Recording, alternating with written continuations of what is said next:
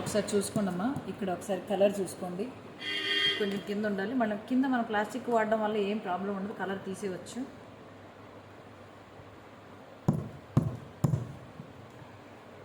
కానీ కింద కూడా చక్కగా మెత్తటి క్లాత్ కానీ ఏమైనా పెడితే ఈజీగా అవుతుంది.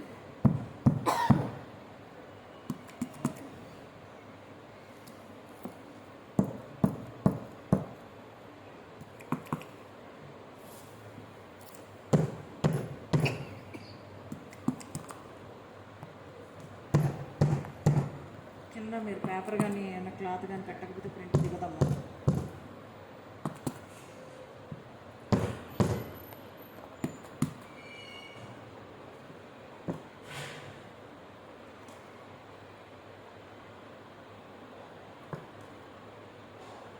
ఒకసారి కింద క్లాత్ లేదు.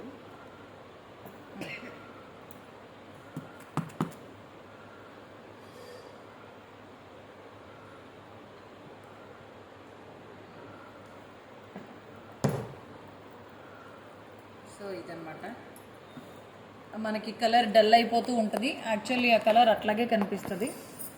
ఓకేనా?